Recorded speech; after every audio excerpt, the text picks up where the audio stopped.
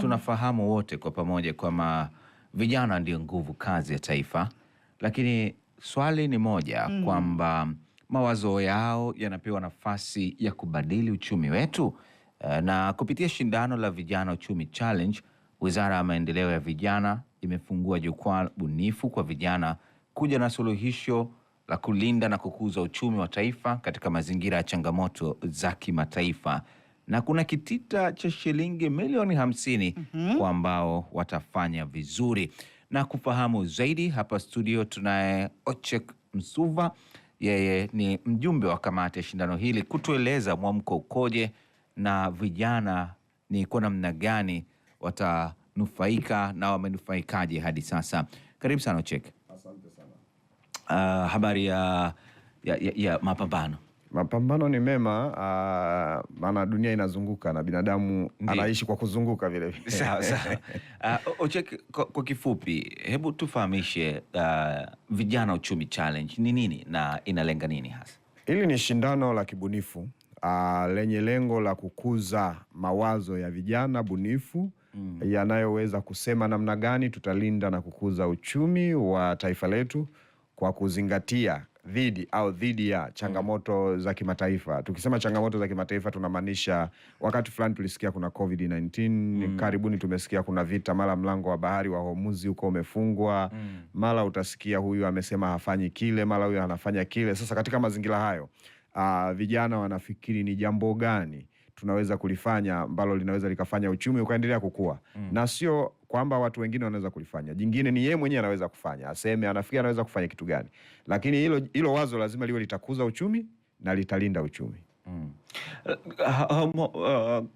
Kwa maelezo haya, amuoni kwamba mmebana kidogo? Haya matatizo ya kidunia yapo, COVID-19, vita, na athari ambazo zinaweza zikasababishwa, lakini kwa kuifanya hii challenge ikae katika kutatua tu hayo matatizo ama kukuza uchumi wakati wa hali kama hiyo, uone kama mmebana kidogo? Haijabanwa. Maana yake ukisema utakuza uchumi katika hali kama hiyo, unaangalia vitu vya kawaida. Kwa mfano tunaongelea usafirishaji. Sasa hapa nitakuwa natoa mfano bila kuwapa mawazo vijana, maana vinginevyo nitaanza kufikiri mimi. Katika usafirishaji, katika hali ya vita duniani au hali ya magonjwa au hali ya changamoto mbalimbali, ni jambo gani linaweza kufanyika ambalo litafanya usafirishaji wetu ubaki vile vile bila kuathiriwa na haya yanayoendelea kwa kwingine? Kama ni kilimo. Kwa hiyo nikitoa huo mfano, unaweza kuona ni kwamba mawazo na wigo wenyewe unagusa masuala yale ya kijamii, lakini lazima hilo wazo linavyokuja liwe linaonyesha uelewa wa masuala ya kimataifa, namna gani yanaathiri masuala yetu ya ndani.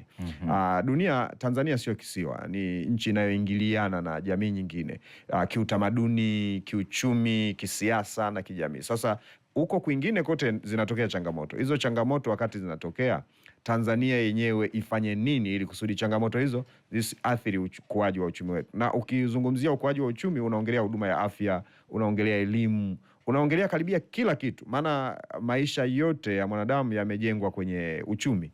Tunaishi, tunafanya kazi ili tuzalishe na ukishazalisha ili ule, na ili ule ili uendelee kuishi. Kwa hiyo tukiweka kwenye eneo la uchumi ni kwa sababu pia ukienda kwenye changamoto za vijana, asilimia kubwa, kwanza Tanzania na vijana zaidi ya milioni 21.3 hivi. Hawa tunazungumzia wale ambao wako chini ya umri wa miaka 35 na kati ya miaka 15 mpaka 35. Sasa hili kundi lote hili ni kundi ambalo kwa kiwango kikubwa linaingia kwenye soko la ajira. Ukienda kuangalia takwimu ya wanaoingia kwenye soko la ajira ni wengi sana. Lakini tuna changamoto moja ya kwamba kama jamii tumekuwa ni watu wenye kufikiri matatizo zaidi badala ya masuluhisho. Kwa hiyo shindano hili lengo lake mojawapo ni kujaribu kumchagiza kijana afikirie suluhisho. Yaani badala ya kuuliza amefanya nini kiongozi au amefanya nini mtangazaji, yeye mwenyewe ajiulize tunaweza kufanya nini kwa pamoja, au yeye anaweza kufanya jambo gani. Sasa Ochek, tukisalia hapo hapo, mwitikio ukoje hadi sasa na vijana wameanza vipi? Dirisha lishafunguliwa, ndio, na litaenda mpaka tarehe 30 mwezi huu, na mpaka sasa zaidi ya vijana 2000 nao wameshawasilisha mawazo yao. Kwa hiyo mwitikio ni mkubwa sana kutoka katika mikoa yote. Na pengine kijana naye tusikiliza ni kwamba aweke mawazo yake, na uzuri wake ni kwamba mawazo yale sio mazito sana kuwasilisha. Tunataka video ya dakika 3 au maandishi yasiyozidi 300 kuelezea wazo lako. Sasa hapa Maanake wanasema eneo ni lako, ni wewe tu ndo uamue unaliachia ama unalitendea kazi. Lakini fursa iko mezani kwao, na kama ulivyosema kuna milioni 50. Ni kweli kuna milioni 50, kwa maana ya kwamba mshindi wa kwanza anapata milioni 30, mshindi wa pili milioni 15, mshindi wa tatu milioni 5. Na kwa bahati nzuri mimi ni mjumbe wa kamati nayezungumza, kamati ambayo inasimamia shindano hili. Kwa hiyo uwanja wenyewe wa usimamizi pia ni uwanja ambao uko wazi. Ndio maana mimi sio mtumishi wa serikali, mimi ni kijana ambaye na mimi ninapambana tu huku mtaani. Lakini wizara ilivyoamua kuendesha shindano hili ilisikiliza maoni ya wadau na ikaamua kuunda kamati ambayo itasimamia jambo hili ikiwa iko huru na ikiwa inahakikisha kwamba kuna usawa, kuna haki, kuna uwazi. Ndio maana naona mambo haya tangia tumeanza kuyafanya, tunajaribu kufanya kazi na ninyi vyombo vya habari ili taarifa zifike kwa vijana, lakini vile vile mawazo haya tutayachakata, tutakuwa na timu ya majaji wataipitia. Kwa hiyo mwitikio ni mkubwa, ni swala tu la kijana kutenda. Na kwa huyo ambaye ndo ataibuka mshindi na akapata hii milioni 30, kwa sababu ndo amekuwa amebuni kitu ambacho kimesaidia katika vijana uchumi challenge. Baada ya hiyo fedha kuna kitu kingine cha ziada ambacho atafanyiwa, ama ni anaishia hapo tukatoa wazo kapata zawadi basi? Hapana, cha kwanza mtu anayeleta wazo inawezekana yeye mwenyewe ndo anataka kulitekeleza, inawezekana anashauri litekelezwe. Yani wazo halibani kwamba lazima kiwe ni kitu ambacho mimi nitafanya. Lakini cha pili, watu 100 wale wa kwanza wataletwa pamoja na watapata mafunzo. Kutakuwa na kambi ya wao kupata mafunzo. Kwa hiyo hapa kuna swala la kuwajengea uwezo vile vile. Tukipata 100 wa kwanza tutapata 30. Hawa nao watajengewa tena uwezo. Watashindana hawa 30, tutakuja kupata 10. Hawa 10 watakuwa sasa na shindano la onyesho la kitaifa, na wenyewe watawasilisha, watashindana, tupate mawazo matatu bora zaidi. Lakini hakuna anayeachwa bila kutambuliwa. Hawa 100 wa kwanza wote watapata vyeti vya kuwatambua ukijumlisha na wale 30, lakini wote watapata mafunzo na mawazo. Hata mwingine yule ambaye wazo lake halijashinda, kuna wadau wataangalia yale mawazo, watasema hili ni wazo linaweza kuwekezeka, linafaa kuwekeza mahali hapa na nini. Ndugu mtangazaji, umewahi kunitembelea mimi, unakumbuka wakati naanza mimi nimeanzisha ofisi yangu miaka 2015 wakati nimemaliza tu chuo kikuu. Lakini kuna watu ambao waliamini, kwa sababu nilikuwa natoa lile wazo na wapelekea wadau, wanaamini, wanaliweka. Mpaka leo ni taasisi ipo, inaajiri watu na mimi mwenyewe naishi kupitia taasisi hiyo. Tafsiri yake ni kwamba tunataka vijana waje na hayo mawazo ambayo hata yule asiyeshinda bado lile atakuwa amesogea mahali fulani. Nilikuwa namwambia mtu, hata yule anayethubutu kuweka wazo lake tu akaomba, bado anakuwa amesogea. Unajua kuliweka wazo lako kwenye dakika 3 inakulazimisha uliboreshe hilo wazo. Kwa hiyo na lenyewe ni zoezi la wewe kuwa mtu bora zaidi. Kwa hiyo ni wahamasishe vijana washiriki. Ndio tunatafuta washindi 3, lakini tunatafuta watu bora ambao wanaweza kutokana na shindano hili. Tunafahamu hata mashindano ya mziki kama Bongo Star Search, kuna watu walishiriki na hawakushinda wala hawakusogea popote, lakini wamekuja kuibuka baadaye kama wasanii bora kabisa kwenye mziki. Tafsiri yake ni kwamba ukipata fursa kama hii itumie. Usiitumie tu kwa sababu unaenda kushinda, itumie kwa sababu unataka kuonyesha uwezo wako na mawazo yako na unataka kuwasilisha. Majukwaa haya yanatokea mara chache na yakitokea basi yatumike vizuri. Sasa uchek, vijana nadhani wanakusikia. Kuna wengine labda walisikia tu kwenye mitandao ama kwenye vyombo vya habari, lakini kwa mazungumzo haya labda umewahamasisha na umewagusa na wanataka kutamani. Sasa ni vipi wanaweza wakatuma mawazo yao? Kwa utaratibu gani? Na vigezo vipi? Kwanza, kigezo cha kwanza uwe tu Mtanzania. Kigezo cha pili uwe na miaka 15 mpaka 35 katikati hapo. Ukijana unaishia hapo. Ukijana unaishia hapo. Kwa mjibu wa sera ya maendeleo ya vijana ya mwaka 2007 toleo la mwaka 2024, ujana unaishia hapo. Kwa hiyo ukishakuwa na miaka 36 na zaidi, manake wewe ni mtu mzima. Wewe sio kijana tena. Ukileta wazo lako tutalipokea, lakini hatutakuruhusu ushindane na vijana. Umevuka ule umri. Lakini hivyo ni vigezo. Alafu jambo jingine, utaingia ukienda kwenye peji ya wizara. Tunaangalia utaratibu sasa. Ambao peji ya wizara ni?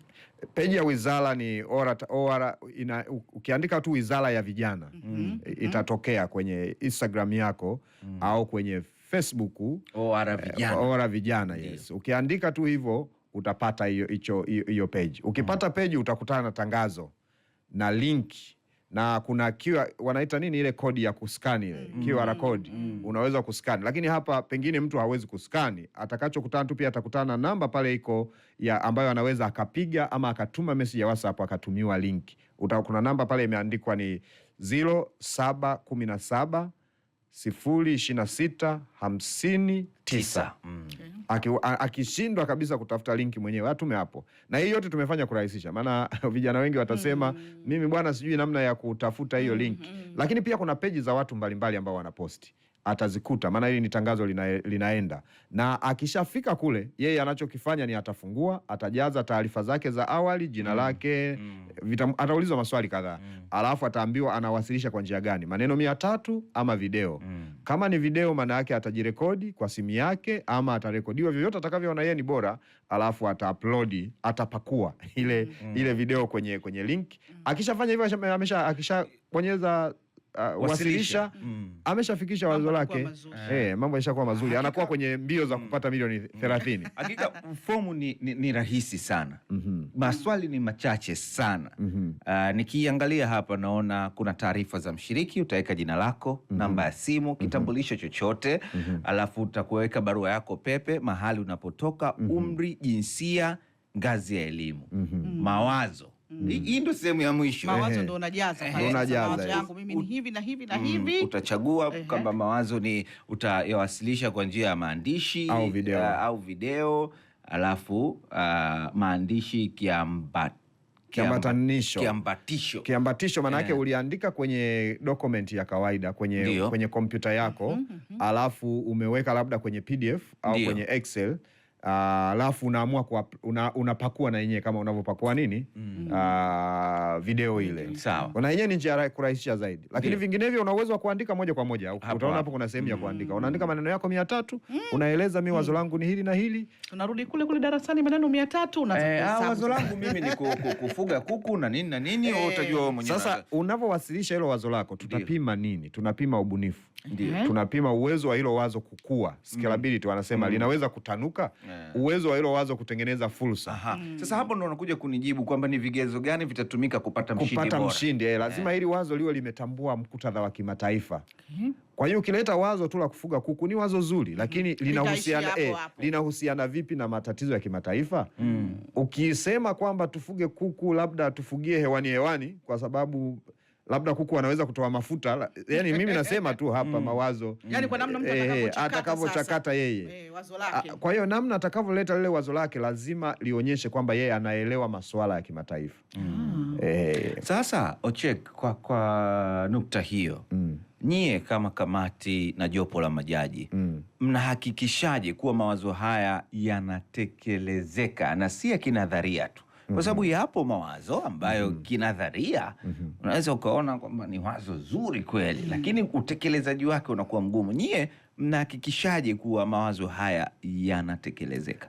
Sasa jambo moja la msingi, kamati imeundwa na wataalamu. Mimi mwenyewe nimesoma masuala ya social innovation management, usimamizi wa masuala ya kibunifu. Maanake ni shughuli yangu ya kila siku kuangalia. Hata jana nilikuwa Dodoma kutana vijana ambao walifanya wazo fulani, wakapewa fedha, wanalitekeleza, naenda kuangalia mlisema linatekelezeka kweli, inatekelezaje? Kwa hiyo hivi vigezo vya ubunifu, tuna namna ya kupima ubunifu. Vigezo vya utekelezekaji, na chenyewe ni kigezo mojawapo kwamba ili wazo linatekelezeka. Wazo ili liwe linatekelezeka lazima liwe halisia.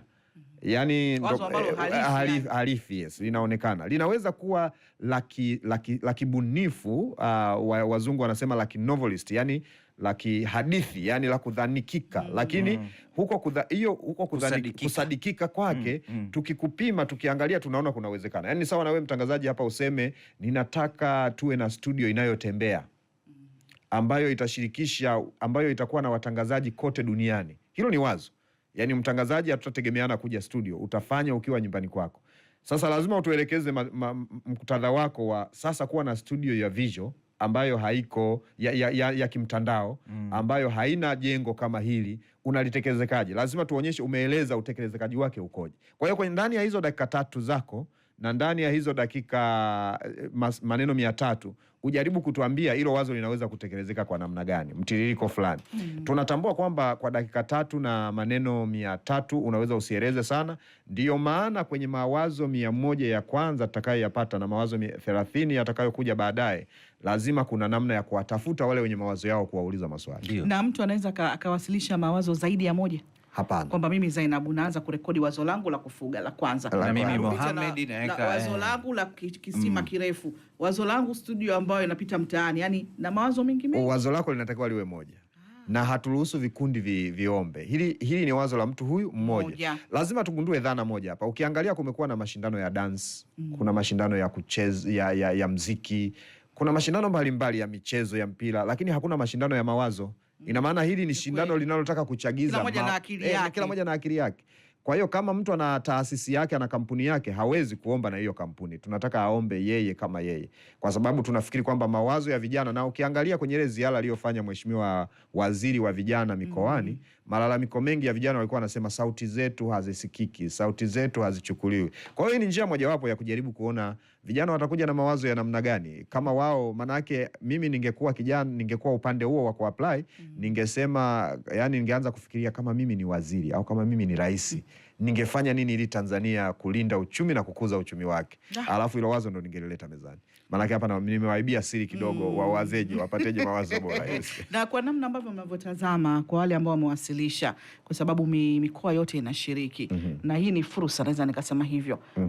Mmeshaona katika yale mawasilisho yenu ni mkoa upi ambao ndo wanatuma zaidi maombi ama kuwasilisha kazi zao? Taarifa hizo zitatoka, lakini kama mjumbe wa kamati, kwa kusema tu, kwa kuibia kidogo, ninadhani kwamba mikoa kama Mbeya, Dar es Salaam, Mwanza ni mikoa ambayo mwitikio wake ni mkubwa zaidi. Lakini karibia mikoa yote, hata ukienda Zanzibar kuna watu bado wameapply na wameomba. Kwa hiyo na leo nadhani tutatoa posta inayoonyesha namna gani hiyo takwimu inaonyesha na mwitikio uko namna gani. Lakini hakuna mahali ambapo watu hakuna mwitikio, na ningeomba kwamba kama kijana ana wazo asibaki nalo. Fursa ulionayo duniani ni ya mara moja tu wakati mwingine. Sasa hiyo mara moja itumie. Na hili jambo labda ni mwendelezo, kwa sababu baada ya kuchakata na kapatikana mshindi, mnaanza sasa kuangalia nini cha kufanyia kazi. Ulezi. Tunaanza kuwalea huyu aliyeleta wazo lake. Kama ni wazo anataka watu wengine watekeleze, basi watu husika wataanza kulitekeleza. Kama ni wazo yeye mwenyewe atatekeleza, sasa amepewa milioni 30 pale, atajua sasa nini afanye. Lakini ataendelea kulelewa, tunaita mentorship ile, ataendelea kuipokea. Na mambo haya wakati mwingine yanaweza kuonekana madogo. Juzi nilikutana na kijana ambaye nilimlea miaka 10 iliyopita kwenye shule za sekondari tu. Sasa ameshakuwa mtu mkubwa, anafanya vitu vyake, anambia bwana Ocheki, nakukumbuka bwana, wewe ndio ulinielekeza 1 2 3. Kwa hiyo ninachojaribu kusema hapa na wahamasisha vijana kwamba wathubutu, kwa sababu ukithubutu uwezekano upo. Sasa Ocheki,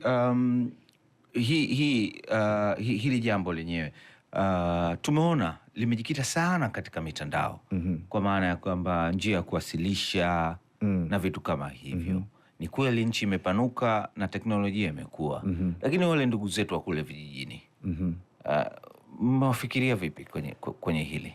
Kwanza lazima utambue kitu kimoja, kwamba mtandao umeenea sana. Ndio. Na umeenea sana mpaka huko kijijini tunaposema. Kuna namna. Of course, namna ipo. Lazima mfikirie. Hii ni awamu ya kwanza. Namna tulifikiria kwamba pengine kunapaswa kuwe na form tu za kawaida za mtu kujaza. Lakini changamoto ya hilo ni kwamba litahitaji muda zaidi, lakini vile vile kuna changamoto ya uratibu wake. Hii ni njia ya haki zaidi. Unajua mtandao unarahisisha utoe haki kwa wote. Tofauti na tungemwambia mtu uandike karatasi uzipeleke ofisi ya kata. Ukienda kuangalia saizi hata zile fedha za 10% za vijana hawaziombi tena kupitia makaratasi. Lazima uziombe kupitia mfumo. Na mimi ni mwanafunzi mahali nasoma, tunasema kwamba mifumo ya habari ni mifumo inayoondoa ubaguzi, ni mifumo inayokuza uwazi. Kwa hiyo tumetumia mtandao kwa sababu tunataka baadaye kamati baadaye tusije tukaulizwa kuna mtu akapita akasema huyu, kwani huyu wazo lake lilifika kwa wakati kweli? Hapa tukisema tarehe 30 mwisho, mtandao hawezi kupokea baada ya tarehe 30. Hata kama ukipokelewa, mtu akija kuangalia naona bwana hili lilikuja tarehe 30. Lakini vile vile hata kama kuna udanganyifu wa mtu mwingine kumfanyia mwingine, kwa njia ya mtandao kuna namna fulani umedhibiti. Kwa hiyo lengo kubwa, bwana mtangazaji, ndugu yangu, ni kuhakikisha kwamba uwazi, ukweli, uwajibikaji na haki inafanya nini? Inatendeka. Huyu anasema zamani walikuwa anasema michakato ya kuhitaji mawazo ya biashara au ubunifu inaanza kama hivi, lakini inakuwa ni kama mwenye wazo anawapa wasio na wazo kupitia shindano. Mwisho wa siku wasio na wazo ndo wenye pesa wanakwenda kutekeleza. Hii imekaaje? Abu Ali Costa akiwa Majengo, Dodoma. Swali zuri kabisa. Cha kwanza anachotakiwa kugundua kwamba wazo lako unaloliwaza wewe inawezekana kuna watu wengine kadhaa wengi tu wanaliwaza. Yako mawazo mengi ambayo mimi nimewaza, nimeyazungumza, pengine sijayazungumza, unakuja kukuta baada ya miezi 2 mitatu watu wanatekeleza. Haikuathiri wewe kusema wazo lako, na vile sisi tumeamua kwamba wale vijana watakao kuja na mawazo ambayo yanatekelezeka, KOSOTA watakuwepo pale kuhakikisha yale mawazo yanapata kitu kinaitwa haki miliki. Hati miliki, ile haki miliki, mtu amiliki lile wazo lake. Kwa hiyo pia hiyo tumeshaiweka kwenye mkutadha kwamba lazima lile wazo litalindwa, lakini kitu ambacho nimtie moyo ni kwamba asiogope. Ukikaa na wazo utaenda nalo tu. Wanasema zile nyumba zetu za tukimaliza maisha zile zina mawazo bora sana kwa sababu watu wameondoka nayo. Naam, na endapo mawazo yakagongana, alafu kwenye kugongana hayo mawazo ndio yanaonekana yamefanya vizuri na wote wanahitaji pengine kupewa milioni 30. Hapo mnaangalia nini zaidi? Kwanza ni vigumu sana mawazo kugongana kwa maana ya nimesema kwa mfano. Yanaweza yakagongana kwa namna fulani, lakini lazima kwenye kila kitu kuna kile kitu inaitwa upekee. Lazima tu tutapata upekee, utapatikana. Unajua vidole vyetu hivi ukiweka hivi lazima haviwezi kulingana. Kidole changu na chako haviwezi kulingana. Japokuwa vyote ni vidole gumba, ila haviwezi kulingana. Kwa hiyo nadhani hapo sasa kazi ya majaji. Nikitoa majibu leo nitakuwa nafanya kazi ya majaji. Maana kuna wakati mwingine naweza nikajua mimi na wazo langu zuri na nina imani nashinda, alafu nikamwambia ndugu yangu naye sababu majina atasoma tofauti, hebu nikampa na mimi wazo langu naye akaandika kama mimi. Alafu wote wakatuma kwa pamoja. Sasa itakuja wakati mnashindana tunawauliza maswali. Itajulikana tu nani aliazima, nani aliazima, nani amekopa, nani la kwake mwenyewe. Na kwa kweli kama unavyosema mtangazaji, hilo ni swala linaloweza kutokea, na ningeomba watu wao waaminifu. Kipimo cha uaminifu ni kidogo tu. Kwa hiyo wasiazimane mawazo. Kila mmoja atoe mawazo yake ili tuisaidie nchi yetu. Na kwa swala hili ambalo linafanyika, mnaona kwa vijana hatua gani mbele zaidi kwao? Hatua mbele zaidi, lengo hasa ni kama tulivyosema, kuhakikisha mawazo ya vijana yanasikika na yanatumika ipasavyo. Kwa hiyo ni jambo la msingi sana kwamba baadaye na kadri tunavyoendelea, sauti za vijana ziendelee kushirikishwa kwenye vyombo vya maamuzi. Nadhani serikali inachojaribu kufanya hapa ni kuhakikisha kwamba mifumo inaanza kutengenezwa ya mawazo ya vijana kusikika na kuchukuliwa. Wabunge wako bungeni wanazungumza. Je, kijana aliyeko mtaani anazungumza na jukwaa lipi? Hili ndio jukwaa lake, aje azungumze mawazo yake. Watu wasomi wako na majukwaa wanazungumza kama wataalamu, watafiti. Kijana wa kawaida mtaani anazungumza na jukwaa lipi? Hili ni jukwaa lake. Kwa hiyo mimi naona huu ni mwendelezo wa kujaribu kutengeneza fursa. Tunakumbuka kumekuwa na jukwaa la vijana, lakini nafikiri maana yake ile haitoshi. Tunajaribu kuangalia watu wana uwezo mkubwa kuliko hata wanaoonekana hapa. Yaani mimi niliyekaa hapa sina uwezo kuwazidi. Kuna baadhi ya watu wana uwezo mkubwa sana huko wamesimama. Sasa hao wenye uwezo mkubwa wanapateje fursa? Kwa hiyo ni mwendelezo wa kutengeneza fursa. Na vijana wote wanatakiwa kutambua kwamba hakuna mtu atakaye kuja kukushikia kijiko unywe uji. Ni wewe unatakiwa kunywa uji na ni wewe unatakiwa kuchapa kazi ili kusudi kuyabadilisha maisha. Maisha yanabadilishwa na wewe mwenyewe ndio unayaota. Usipoyaota maisha unayoyataka ni vigumu sana. Kwa hiyo tusipokuwa na ndoto ya Tanzania tunayoitaka, ni ngumu kufikisha ndoto zetu sisi na za watu wengine wanaotuzunguka. Maneno mazuri. Maneno mazuri. Ochek, tunakushukuru sana kwa maelezo haya muhimu kuhusu Vijana Uchumi Challenge. Mwisho siku jukwaa linakuaje kabla kuhitimisha? Baada ya tarehe 31 dirisha kufungwa, nini kinaendelea? Itaendelea kamati kuchuja. Tutakuwa na majaji. Nimesema tutapata 100 mawazo 100 ya kwanza. Tutapata 30. Tutapata washindi watatangazwa. Washindi kwanza nimesema tutafanya training camp ya pamoja. Wataja kujengea uwezo. Baada ya tarehe 31. Baada ya tarehe 31 tutachakata. Tukishachakata tutawaita watu 100 wa kwanza. Tutawajengea uwezo. Tutachuja, tutapata 30. Wataendelea kujengewa uwezo. Tutachuja, tutapata 10. Hawa 10 tutahitimisha na jambo la kitaifa litakalofanyika mahali patakapotangazwa kwa wakati. Muda bado utatangazwa bado, lakini haliwezi kuzidi jambo hili zaidi ya miezi 2. Ndani ya miezi 2 nitakuwa liwe limekamilika kabisa. Ni Ochek Msuva huyo akitueleza hapa, ni mjumbe wa kamati ya Vijana Uchumi Challenge. Ni wazi kuwa vijana wana nafasi kubwa katika kujenga na kulinda uchumi wa taifa kupitia ubunifu na mawazo yao, hasa katika kipindi hiki cha changamoto za kiuchumi duniani. Kwa msikilizaji, kama bado hujashiriki, hii ni fursa yako kijana, fursa ya kuandika historia na huenda ukawa mshindi wa shilingi milioni 30, 15 ama milioni 5. Asante sana kwa kuwa nasi Ocheki, na tuendelee kukutana katika nyakati nyingine tukiyazungumza masuala haya ya vijana. Asante sana, nawashukuruni sana. Karibu sana. Asante. Ni mambo mengi mazuri.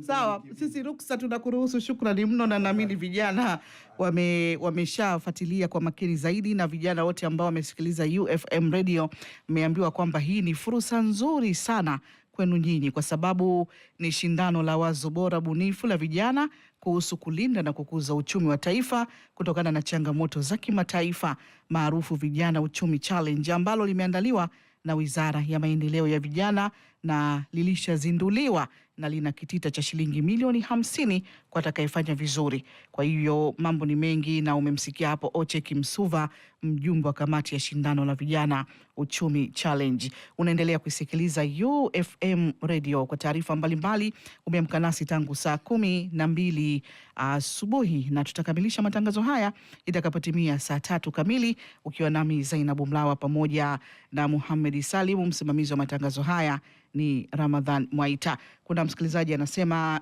vijana wachangamkie fursa mbalimbali, kwa sababu hii ndio nafasi ambayo walikuwa wanaitaka. Kwa hivyo ni wakati wao sasa, wasicheze pata potea. Anaitwa Lucas kutokea Dodoma. Nikimtazama hapa mwingine anasema ya kwamba ama hakika vijana tumefikwa. Kwa hivyo kazi kwetu kuchangamkia fursa kama hii, kwa sababu uhakika kabisa ukiwasilisha wazo na unaweza ukafanikiwa. Nawe pia asante kwenye namba 0621 107 107. Kuna huyu anasema hivi haya masuala ya Trump huko Marekani na Irani yanakwisha lini? Ni maoni yako msikilizaji, tunakushukuru. Naye mama Farida anasema kwamba kijana wake anatamani ashiriki, lakini kutokana na kuto kufikia kile kigezo na masharti. Na umemsikia hapa Ocheki amekwambia masharti ni haya na haya na haya. Kwa hivyo kazi kwenu vijana, na endapo ulimfuatilia kwa makini zaidi na unaona umri wako na ruhusu kati ya wale vijana ambao wametajwa, basi anza leo kuchakata wazo lako bora kabisa bunifu la vijana kuhusu kulinda na kukuza uchumi wa taifa kutokana na changamoto za kimataifa, maarufu Vijana Uchumi Challenge. Limeandaliwa na Wizara ya Maendeleo ya Jamii na lilishazinduliwa na lina kitita cha shilingi milioni 50 kwa atakayefanya vizuri.